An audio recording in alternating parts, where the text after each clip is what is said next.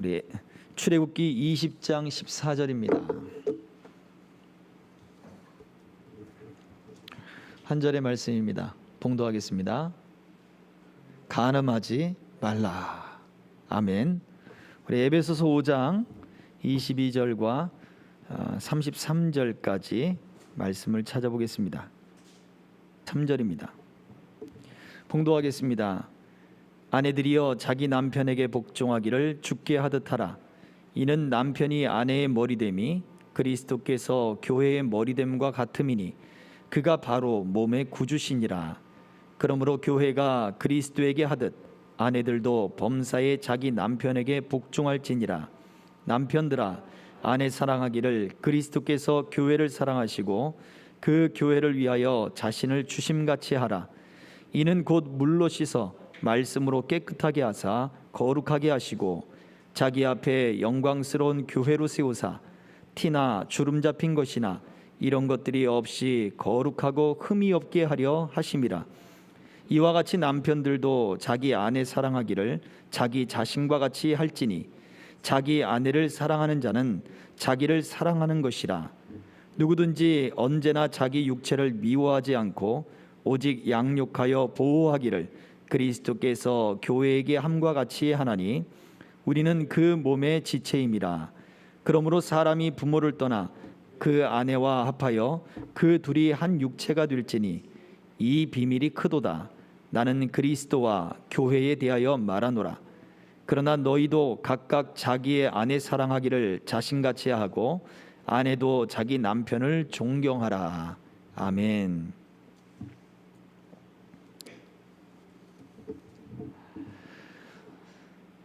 오늘 오후에는 우리 10계명의 말씀 계속해서 진행하고자 합니다. 우리 7계명 간음하지 말라라고 하는 말씀인데요. 간음하다라고 하는 그 말씀의 전제는 바로 부부 간의 그러한 결혼을 전제하는 거예요. 부부 간의 결혼 언약이 있고 그러한 부부와의 그러한 관계가 있어야 간음이라고 하는 것이 성립이 되기 때문에 그렇습니다. 그런데 성경에서 말하고 있는 결혼의 관계는 남자와 여자 두 사람과의 관계나 아니면 결혼이라고 하는 남편과 아내로서 단 두 사람만의 관계로 이 결혼의 관계를 보지 않는다라고 하는 거예요. 바로 하나님의 언약 안에서 하나님의 말씀 안에서 바로 그 관계가 세워지고 형성이 된다라고 말해주는데 어찌 보면 일종의 삼각관계와도 같습니다. 그렇게 이해하면 빠를 것 같아요. 하나님이 계시고 그리고 남자와 여자가 같이 결혼을 하죠. 그런데 하나님 앞에서 그리고 하나님의 그 언약 안에서 이 관계가 형성이 되어지는 거예요. 근데 우리는 이 결혼이라고 하는 그런 관계가 오늘날에 이 관계가 결코 하나님과의 그 서약, 하나님과의 언약의 관계로 이 결혼이 유지되는 것이 사실은 이렇게 많이 약해진 듯한 그런 모습을 보여줍니다. 그러나 우리가 오늘 이 말씀을 통해서 성경에서 말씀하고 있는 결혼 관계, 부부 관계, 그것이 어떻게 하나님의 말씀 속에 그것을 밑바탕에 두고 있는가를 우리는 잘 생각해 보아야 할 것입니다. 자, 보십시오. 오늘 본문에 특별히 우리가 에베소서 5장의 말씀을 또 읽어보았죠. 22절부터 25절까지의 말씀을 보면 이곳에서는 큰 원칙을 하나 제시하는 것이 있습니다. 두 가지를 제시하는데 그것은 남편이 아내에게 그리고 아내가 남편에게 이렇게 큰 원칙을 제시하는 것이 있습니다. 자, 볼까요? 22절부터 아내들이여 자기 남편에게 복종하기를 주께 하듯 하라.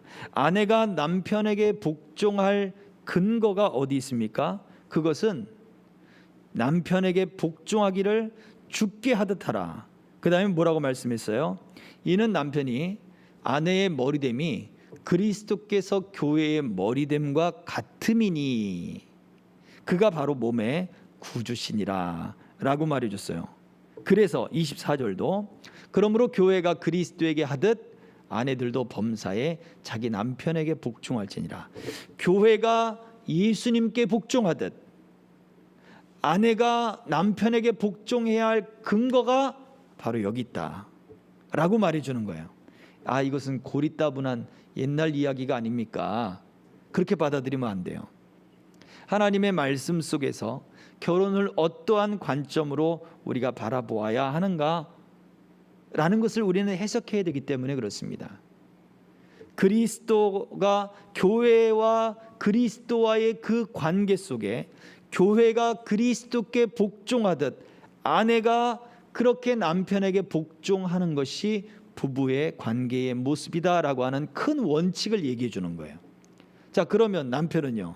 남편은 그 다음 절에 등장합니다. 25절에 남편들아 아내 사랑하기를 그리스도께서 교회를 사랑하시고 그 교회를 위하여 자신을 주심같이 하라. 남편이 아내를 사랑하는 근거는 바로 예수께서 그리스도께서 교회를 사랑하신 데 있다. 아내가 남편에게 복종해야 하는 이유는 교회가 그리스도께 복종하였고, 반대로 남편이 아내를 사랑해야 할 근거는 그리스도가 교회를 위하여 자신을 내어주심과 같다.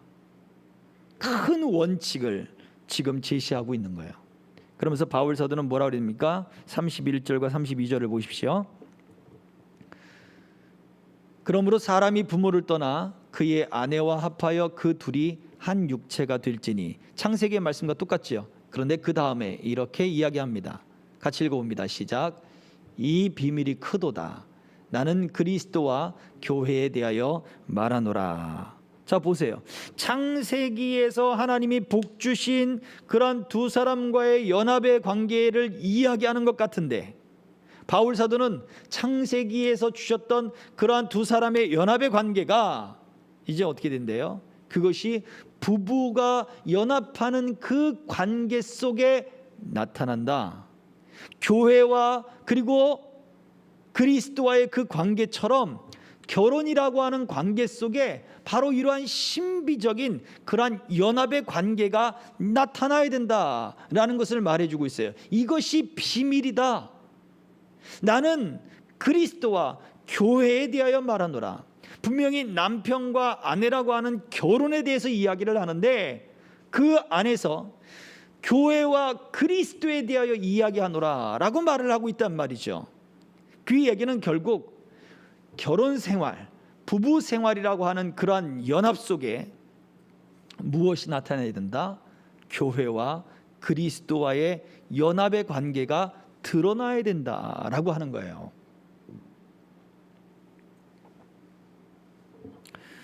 창세기에서는 31장에 부모를 떠나 그의 아내와 합하여 그 둘이 한 육체가 되라. 창세기에서 복 주셨던 말씀과 똑같은 에베소 5장 31절의 말씀이 그렇죠. 부모로부터 독립이 되는 거예요. 그리고 나서는 아내와 연합을 해요. 물론 아담과 하와에게는 부모가 없었습니다.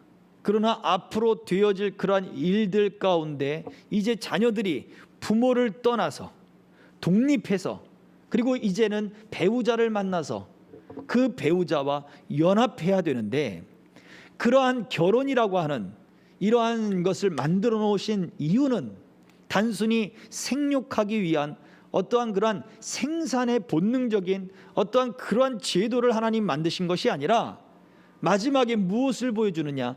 교회와 그리스도, 그것이 세상과 독립하여 어떻게 신비적인 연합을 이루느냐. 마찬가지로 교회된 우리가 예수 그리스도를 믿는 그 믿음을 가지고 세상 속에서 어떻게 예수 그리스도와 연합된 삶을 보여줄 것인가에 대한 모습이 어디서부터 나와야 된다고요? 바로 가정 속에 나와야 된다는 것입니다. 부부의 관계 속에 이것이 드러나야 된다는 거예요. 그래서 결혼이라고 하는 의미는, 성경에서 말하고 있는 결혼이라고 하는 그 의미는, 그 부부관계의 핵심은 바로 여기에 있습니다. 그리스도와의 연합. 이 연합을 드러내지 못하는 결혼은 사실 성경적으로 볼 때는 의미가 없는 거예요. 단적으로 이렇게 이야기할 수 있게 되는 것입니다. 보세요. 최초의 결혼이었던 창세기에도 마찬가지예요. 하나님이 아담을 세우고 돕는 배필을 하나님이 그 돕는 배필로서 하와를 아담에게 이렇게 데리고 오셨어요. 그리고는 그 둘이 연합을 했죠. 그리고 자녀들을 낳았습니다. 왜 돕는 배필입니까? 아담이 더 뛰어났기 때문에, 아담이 먼저 지어졌기 때문에, 아담이 남자고 아담이 힘이 있고 아담이 지혜가 있어서? 아니죠. 돕는 배필이라고 하는 것은 질서와 어떠한 순서로서의 어떠한 의미도 있을 수 있겠으나 전혀 없을 수는 없을 거예요. 그러나 성경에서 보여주고자 하는 더 깊은 의미는 하나님이 아담과 언약을 맺음으로써 선악을 알게 하는 나무의 열매를 먹지 마라 라고 하면서 그 하나님과의 언약, 하나님과의 그 생명의 언약을 맺고 난 이후에 그 언약을 잘 지킬 수 있도록, 그 언약을 잘 지켜서 생명이 그 에덴 동산에 넘쳐나고 자녀들을 낳고 가정을 세워나가는 그 모든 것을 통하여 하나님의 생명이 흘러 넘치게 하는 것을 돕기 위한 존재로 하와를 아담에게 주셨다는 거예요.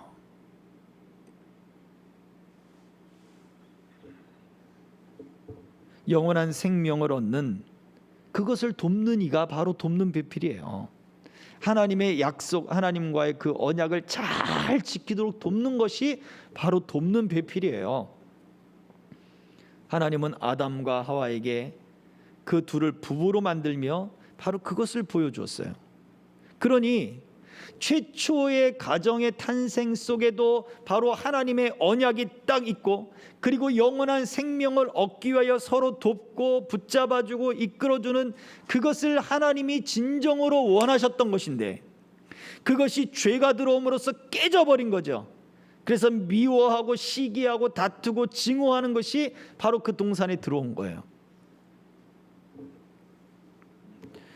선지서들을 읽어보면 이사야, 예레미야 부터 시작해서 대선지자를 비롯해서 그 다음에 소선지자라고 얘기하는 12 선지사들, 그들의 편지들을 읽어보면 이스라엘에 대해서, 그리고 북왕국 이스라엘, 남왕국 유다 다 통틀어서 이들에게 공통적으로 책망하는 말씀들이 있는데, 그것이 무엇입니까? 간음에 대한 이야기예요. 간음에 대한 이야기. 마치 그러한 간음이라고 하는 것을 이스라엘 백성들이 우상을 섬기는데 간음이라고 이야기해요. 왜요? 그냥 우상 숭배라고 하지 왜 그것이 간음이 될까? 하나님이 이스라엘 백성들과 언약의 관계로 들어가는 것을 하나님은 마치 결혼하는 것처럼 부부의 그런 관계 속에 있는 것으로 하나님은 그렇게 성경을 통하여 우리들에게 알려주고 있는 거예요. 교회가 그리스도와 연합한다 라고 하는 것은 마치 결혼 생활과 같은 거예요. 그래서 끊임없이 하나님 외에 다른 신을 섬기는 것들을 마치 그것을 간음했다라고 그렇게 표현을 해요. 결혼에서의 핵심적인 내용들이 구약의 창세기로부터 선지서에 이르기까지 하나님의 언약 관계라고 하는 그 관계 속에서 분명하게 나타내 주고 있어요. 그래서 우리의 결혼, 우리가 성경적인 결혼이라고 하는 것은, 성경적인 배우자를 만난다라고 하는 것은 절대적으로 하나님의 언약 안에 있음을 우리는 기억해야 합니다. 근데 문제는 이러한 결혼의 언약이 지켜지는 사람들도 있지만 이러한 결혼의 언약이 지켜지지 않는 경우도 있다라고 하는 거죠. 오늘날에는 또 그런 일들이 많이 있습니다. 오늘날만 그랬겠습니까? 과거에는 그냥 결혼 관계, 그리고 여성에 대한 어떤 인격적인 그런 부분들이 인지도가 많이 낮았었기 때문에 그때도 이루 말할 수 없을 것입니다. 그러나 여전히 지금도 마찬가지지만 세상에서는 이러한 결혼이라고 하는 남자와 여자가 만나서 연합이 되는 이러한 신비적인 그 비밀을 하나님과의 언약 속에서 발견하지 않고 있다고 하는 것이 세상의 기준인 거예요. 우리는 이러한 세상 속에 살면서 어떠한 기준을 찾아야 합니까? 하나님의 언약 안에 있는 그러한 배우자, 하나님의 언약 안에 있는 결혼에 대한 그러한 가치를 우리는 바로 기준 삼아야 합니다. 자, 예수님께서 이런 결혼 관계를 유지하기 어려운 경우를 이야기를 말씀하신 것이 있어요. 마태복음 5장 32절의 말씀인데요. 이 말씀을 한번 찾아와 볼게요. 마태복음 5장 32절입니다. 여기에서는 우리 예수님이 이혼을 허용하는 그러한 말씀과 메시지가 등장합니다.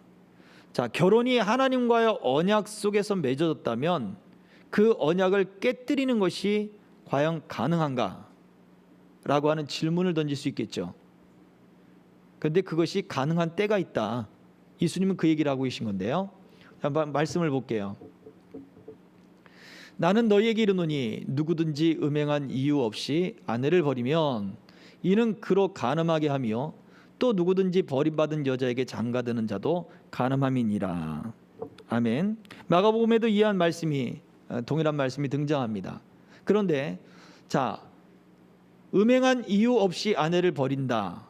그 말을 뒤집어 놓고 보면 음행한 이유로는 버릴 수 있다라고 말을 해주고 있죠. 배우자가 간음한 경우, 배우자가 음행한 경우에는 갈릴 수 있다, 이혼할 수 있다라고 예수님이 말씀하고 있는 거예요.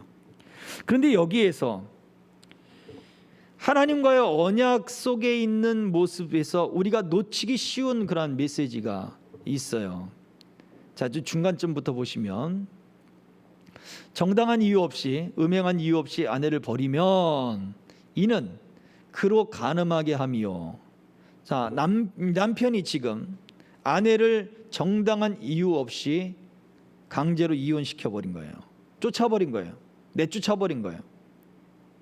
우리 이제 결혼을 끝냅시다. 당신은 내 아내가 아니요 하고 쫓아버린 거예요. 그랬더니 그것을 뭐라고 말씀하셨다고요? 그로 간음하게 하며. 배우자를 정당한 이유 없이 그 언약의 관계, 결혼의 관계를 끝내버렸더니 그 배우자로 뭐하게 만드는 거예요? 다시 결혼하게 함으로써 그 결혼이 간음하게 하는 것이다 라고 예수님은 말씀하셨다고요. 보세요. 계속해서 보세요. 또 누구든지 버림받은 여자에게 장가드는 자도 간음함이니라. 아니, 이게 도대체 무슨 말이에요? 이미 결혼을 끝났는데 이혼 증서에 도장 찍고 법원에 가서 다 조정 다 하고 다 이미 끝내서 이미 결혼 생활이 끝났는데 무슨 얘기입니까? 라고 말을 해주는 거예요. 이것이 왜 간음입니까? 이미 법적으로 다 소송이 다 끝나버렸는데. 정당한 이유 없이 배우자들과 정당한 이유 없이 그 관계를 끝냈다. 나는 법적인 모든 구성을 다 동원해서 지금 사회의 어떤 법적인 제도들을 다 이용을 해서 나는 이미 결혼 생활을 정리했다. 그것은 우리의 입장이란 얘기예요. 저 이야기, 정당한 이유 없이 아내를 버렸다라고 한다면 그가 간음하는 것이다. 왜요? 우리는 이혼했는데요. 하나님이 보실 때 그 언약은 파기된 게 아니라는 거예요. 하나님이 보실 때 아직 그 두 부부가 결혼해서 부부가 되었다라고 하는 이 언약이 하나님 앞에서는 아직 유효하다라고 하는 메시지로 받을 수 있다는 얘기예요. 그러니까 예수님이 정당한 이유 없이 내쫓으면 간음한 것이다. 그 여인과 결혼하는 그 남자는 간음한 것이다. 여인만 얘기해서 그런가요? 남자가 정당한 이유 없이 결혼을 끝냈어요. 다른 여자를 만나면 간음하는 것이다. 이유가 무엇입니까? 이렇게까지 우리 예수님이 말씀하시는 이유는 바로 이 결혼이라고 하는 부분이 하나님이 보실 때는 하나님과의 언약 그 관계에서 맺어지는 것이기 때문에 사람의 생각, 사람의 감정, 사람의 제도, 사람의 어떤 법적인 모든 효능들로 이것들을 끊을 수 없다라고 하는 거예요.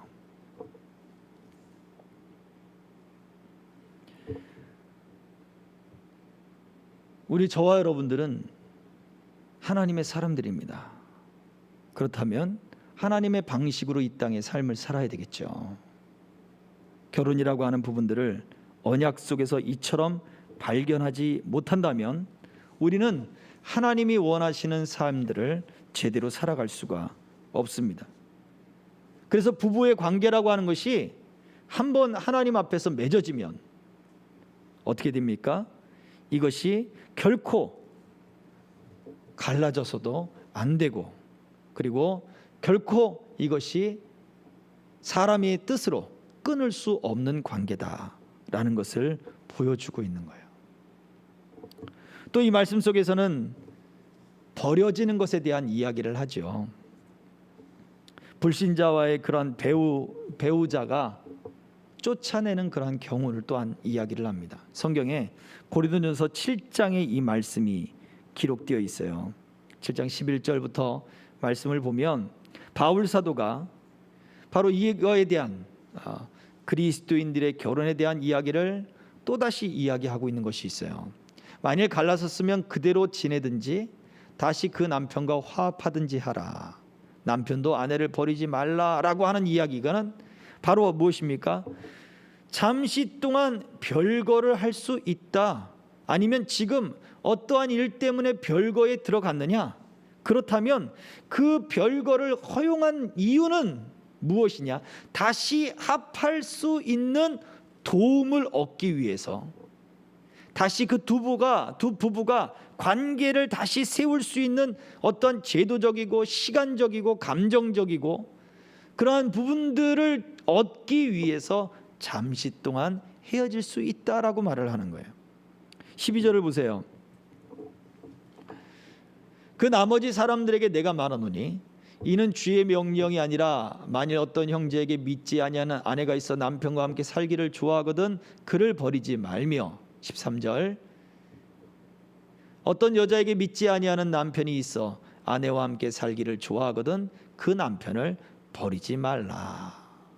12절 한번 다시 한번 돌려줘 보세요. 이 말씀 속에는 이는 주의 명령이 아니라 라고 하는 메시지가 있어요. 그러면 바울의 개인적인 사견이냐 라고 말을 할 수 있겠죠. 예수님 당시에는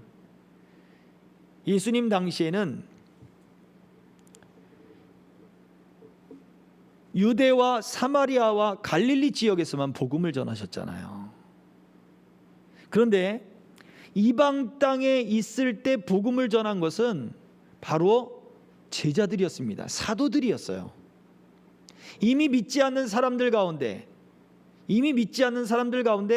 많은 사람들이 주를 믿겠다고 고백하고 돌아오는 사람들이 생겼단 말이죠. 부부간의 신앙이 전혀 틀린 거예요. 이방 종교와 하나님 예수 그리스도를 믿고 하나님을 믿는 신앙이 전혀 달라버린 거예요.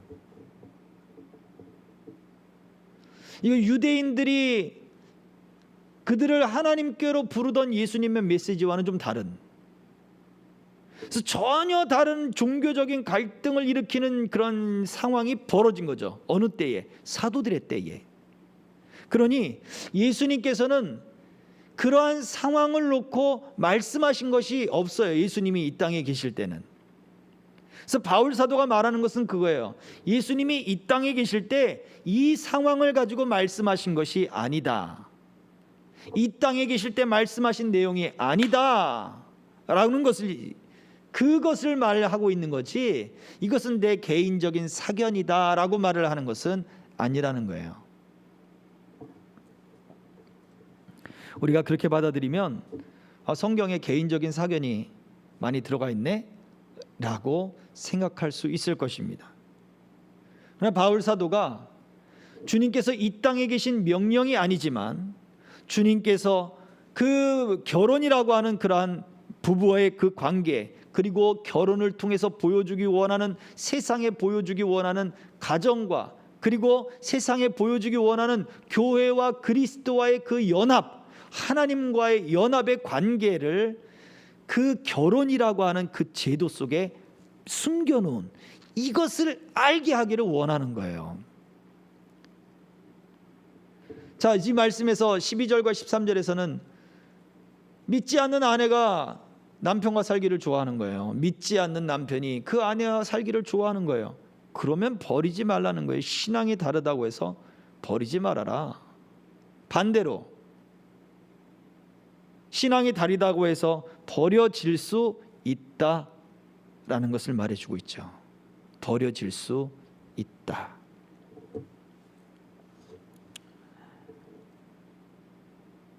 버리는 것이 아니에요. 능동이 아닙니다. 수동으로 쓰여졌다는 거죠. 버려질 수 있다. 예수님이 말씀하셨던 그 말씀에서도 마태복음 5장에서도 정당한 이유 없이 음행한 연고 없이 아내를 버리면 버려지는 거죠. 그 여인은. 그래서 남편의 음행 또는 그 상대 배우자의 음행으로 인해서 버려지거든 이혼할 수 있다라는 거예요. 그때가 되면 그걸 기회로 잡아서 이혼해라 라고 말씀을 또 하진 않으셨어요. 그 이혼을 적극 장려한다 라고 또 말하지 않았어요. 그때는 그 배우자의 선택이 주어집니다. 또 믿지 않는 신앙 때문에 버려질 때도 내가 버리는 게 아니에요. 버려지게 되거든 갈라지라는 거죠. 그렇지 않다면 신앙이 다른데도 불구하고 그것 빼고 나를 다 좋아해. 그러면 너는 버리지 말라는 얘기예요. 이유가 무엇입니까?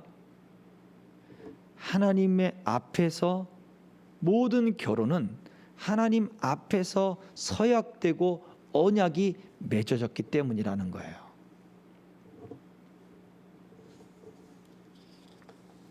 이것이 성경에서 이야기하고 있는 결혼에 대한 큰 틀입니다. 이 틀들을 우리가 이해하고 받아들여야 되는 것이에요. 그러려면 우리가 이 말씀도 잘 알아야 됩니다. 말씀 하나만 마지막으로 더 찾아볼게요.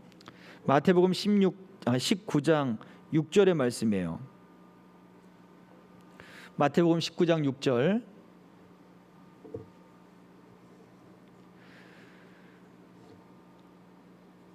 자, 우리가 결혼 성혼 선포할 때 이 말씀을 많이 쓰잖아요. 자, 같이 읽어봅니다. 시작. 그런즉 19장 6절. 예. 그런즉 이제 둘이 아니요 한 몸이니 그러므로 하나님이 짝지어 주신 것을 사람이 나누지 못할지니라 하시니. 아멘. 하나님이 짝지어 주신 것을 사람이 나누지 못하리라. 예수님이 하신 말씀이죠. 그런데 여기에서 우리가 하나님이 짝지어 주신다라고 하는 말씀을 우리가 이제 결혼을 준비하고 또 결혼을 앞두고 있는 우리 예비 청년들, 결혼을 소망하고 있는 사람들, 또 결혼을 지금 해서 잘 살고 있는 사람들, 부부의 관계 가운데 들어가 있는 모든 사람들이 이해할 것이 그것입니다. 하나님이 짝지어 주셨다. 아이, 저 사람은 하나님이 짝지어 준 것 같지 않아요.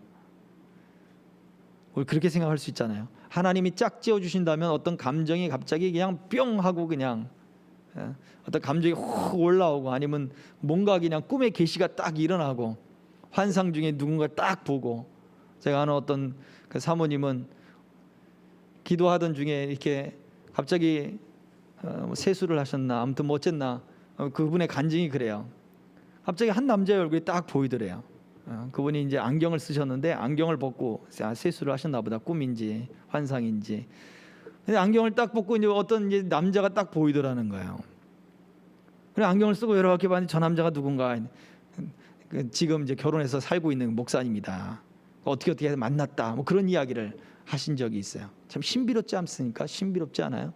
하나님이 짝지어 주신 것을 우리가 그렇게만 생각한다면 우리는 무슨 생각을 하게 돼요? 하나님이 하시는 일이 그냥 운명론적이다라고 생각할 수가 있어요. 하나님이 짝지어 주신, 나는 그냥 가만히 있는데 하나님이 알아서 나를 위해 준비한 사람을 쫙 준비해놨다가 갑자기 딱 데리고 오는 그러한 운명론적이고도 결정론적인 그러한 사고방식을 갖게 된다라고 하는 거예요.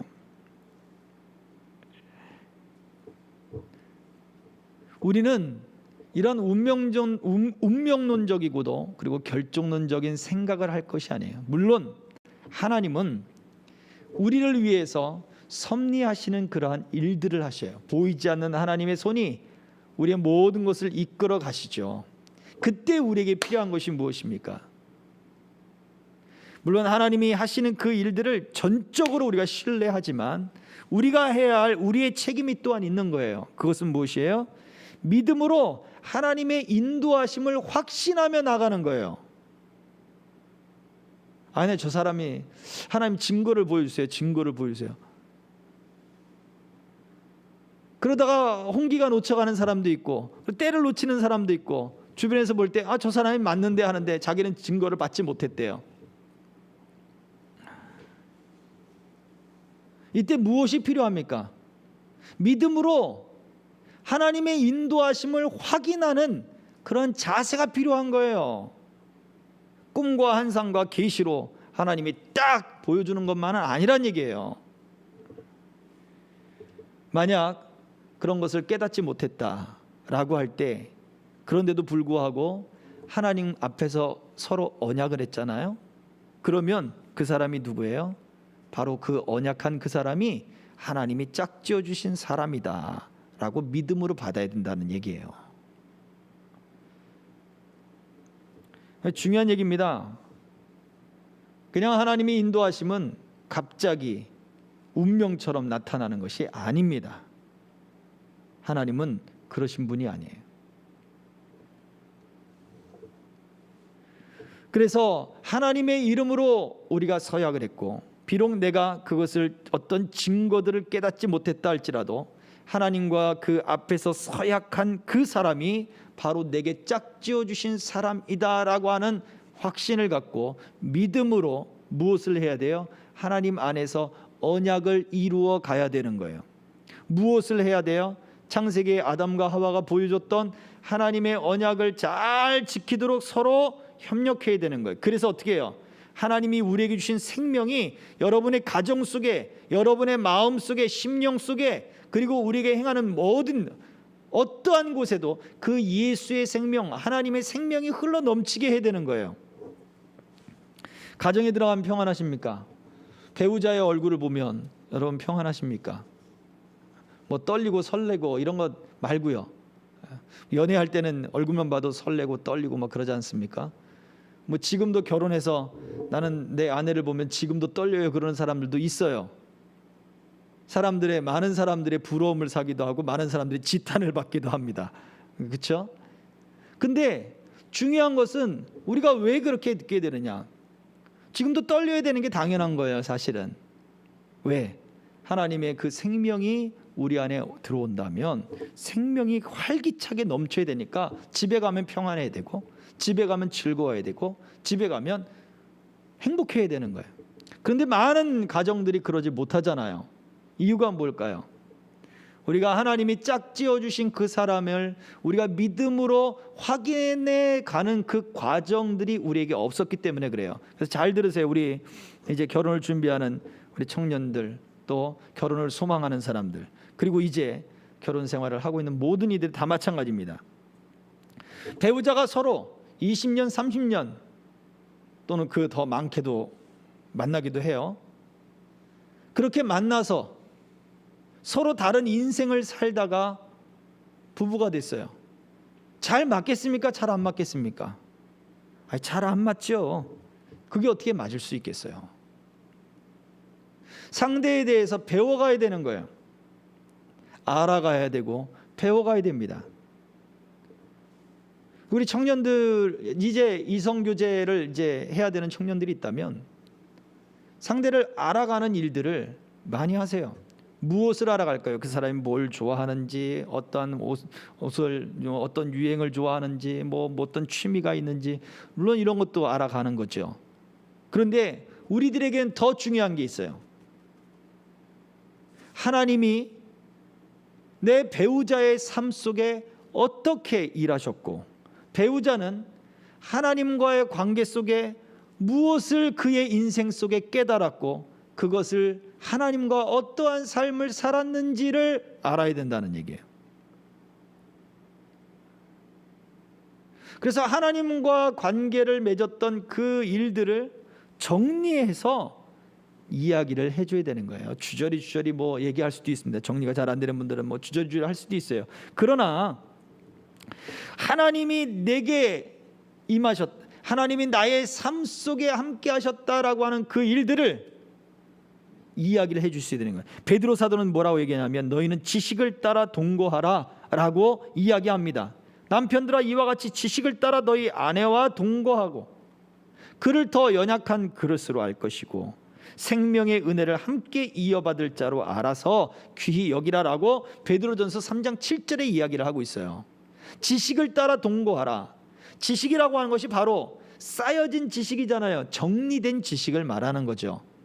하나님이 나의 삶 속에 함께 하셨는데 그것이 깨달아지는 게 있는 거예요. 깨달은 것이 쌓여지고 정리가 되어지는 거예요. 그 청년들 학교 생활하면서 이성 간의 교제를 하는데 바로 이러한 것들을 대화를 많이 하시라는 거예요. 스킨십에 집중하지 말고, 먼 거로 다니는 거 집중하지 말고, 유명 장소 다니는 거 집중하지 말고, 하나님이 그의 인생 속에 어떻게 함께 하셨는가, 그가 만난 하나님은 어떤 분이시고 하나님이 어떻게 일하셨고 하나님이 어떻게 섭리하셨는가, 지금도 하나님이 어떻게 그 말씀으로 나를 깨닫게 하고 나를 이끌어가는가를 상대 그 이성들을 하고 서로 이야기를 많이 나누세요. 그것이 정리되고 그것이 맞아져 가야 되고 그것이 이해가 되어야 돼요. 그러면 그 이야기를 들은 사람은 어떻습니까? 아, 하나님이 그렇게도 일하시는구나. 내 것을 이야기하지만 상대 것도 들어야 되잖아요. 하나님이 내 인생에도 함께 하셨지만 상대방의 인생에도 하나님이 함께 하셨잖아요. 그것을 존중해주고 이해해주고 받아들여지는 이 과정이 있어야 된다고요. 이것이 지식을 따라 동거하라라고 하는 베드로 사도의 외침이 바로 그러한 모습입니다. 이것이 하나님의 언약 안에서 이성교제를 하고 하나님의 언약 안에서 부부의 관계를 맺기 위한 그러한 과정으로서 있어야 되는 거예요. 쉬쉬하고 이성교제 몰래 사람들이 아는 거 귀찮아, 사람들이 물어보는 거 귀찮아, 그것도 다 우리 어른들이 잘못하는 거예요. 관심 조금만 좀 덜 가져줘야 돼요. 마음껏 교회 안에서 저는 이성교제 찬성입니다. 그러나 교회 통제 안에 어떤 통제가 해서 막 이렇게 간섭하고 참석하고 뭐 이렇게 그런 얘기가 아니에요. 오늘 말씀처럼 하나님의 말씀의 지도를 받으면서 가는 거예요. 바른 이성교제가 나와야 되는 거예요. 그것들을 서로 대화하고 주고 받고 하나님에 대한 지식들을 서로 이해하고 그리고 배려하는 그러한 과정들을 겪으면서 아, 이 사람이 내 배우자가 되겠구나 라고 하는 것이 거기서 쌓여지는 거예요. 내가 외로운데 어느 날 갑자기 나타나서 나를 위로해줬고 맛있는 걸 사줬고 따뜻한 말을 해줬고, 그래서 마음이 그냥 훅 넘어가서 그냥 내가 저 사람과 결혼해야지, 감정에 휩쓸려서 결혼했다가는 감정에 휩쓸려서 결혼이 깨질 수도 있거든요. 아주 험한 그러한 시험들과 어려운 일들을 당하기도 합니다. 하나님이 원하시는 결혼, 하나님이 원하시는 부부, 하나님이 원하시는 배우자와의 관계는 그리스도와 교회의 연합의 모습이에요. 이 신비의 연합을 우리가 가정을 통해서, 부부라고 하는 그 관계를 통해서 이것을 드러내라고 하셨어요. 이 부부의 관계를 통해서 이 생명의 말씀, 생명의 은혜가 더 넘쳐나도록 하라고 했어요.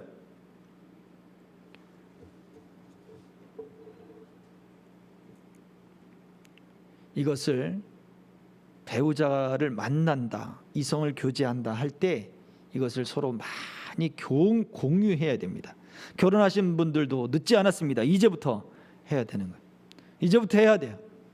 지금부터라도 해야 돼요. 하나님이 짝지어 주신 거예요. 우리가 끊을 수 없습니다. 사람이 끊을 수 없어요. 그러면 무엇을 합니까? 하나님이 우리에게 어떻게 만나 주셨는가 공유해야죠. 내 것을 이야기하고 상대방의 것을 들어줘야 됩니다. 그것이 서로 돕는 배필이에요. 하나님의 그 생명을 잘 유지할 수 있는 듯 그것을 돕는 것이고, 그 하나님과의 그 신비한 연합 가운데 들어가는 것을 돕는 배필이 되는 거예요. 우리의 결혼은, 우리의 이성교제는, 우리의 배우자, 바로 저와 여러분들은 이러한 모습을 가져야 할 것입니다. 간음하지 말라. 하나님이 원하시는 성경적인 결혼을 전제한다는 사실을 기억하시고, 그리고 하나님이 이 결혼에 대해 특별히 더 아주 긴밀하게 하나님이 이렇게 더 세밀하게 하나님이 보시는 이유는 그 부부라고 하는 그 관계 속에 그리스도와 교회의 연합이 있기 때문에 그래요. 그것을 세상에 알릴 수 있는 정말 중요한 도구가 되기 때문에 그것이고, 그 부부의 관계를 통해 자녀들이 낳잖아요. 그 자녀들을 통해 더 이 하나님의 생명을 세상 가운데 확장시킬 수 있는 그런 도구가 되어지기 때문이고, 이것이 더 우리의 후손들에게 유업으로 물려줄 수 있는 것들이 되기 때문에 그렇습니다. 하나님이 기뻐하시는, 또 우리 주님과 연합하듯 그런 연합이 저와 여러분들의 가정 속에, 그리고 이성교제 가운데, 그리고 결혼 가운데 있어지기를 주의 이름으로 축복합니다. 기도하겠습니다. 이 시간에 말씀을 생각해보자. 하나님이 기뻐하시는 가정들 세워나가게 하옵소서. 우리 청년들, 그리고 또 가정을 소망하는, 우리 결혼을 소망하는 모든 성도들, 그리고 현재 지금 배우자와 함께 가정을 꾸리고 자녀를 낳고 결혼 생활을 하고 있는 모든 성도에게 이르기까지 하나님이 참 원하시는 가정과 이 언약 안에 있는 그러한 은혜들을 비록 바로 깨닫고 그리스도와 교회의 그 관계를 가정 속에서 자녀들의 모습 속에 유산으로 물려주고 세상에 보여줄 수 있는 하나님, 그러한 은혜들이 충만하게 하여 주옵소서.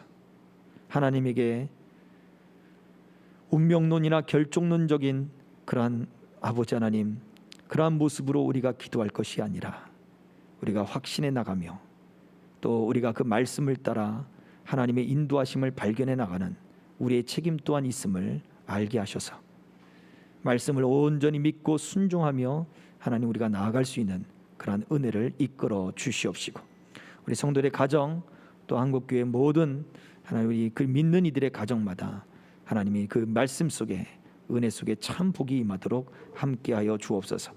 우리를 구원하시며 우리 생명 되신 예수 그리스도 이름 받들어 기도하옵나이다. 아멘. 하늘에 계신 우리 아버지여, 이름이 거룩히 여김을 받으시오며 나라 임하옵시며 뜻이 하늘에서 이룬 것 같이 땅에서도 이루어지이다. 오늘날 우리에게 일용할 양식을 주옵시고, 우리가 우리에게 죄 지은 자를 사하여 준 것 같이 우리 죄를 사하여 주옵시고, 우리를 시험에 들게 하지 마옵시고 다만 악에서 구하옵소서. 대개 나라와 권세와 영광이 아버지께 영원히 있사옵나이다. 아멘.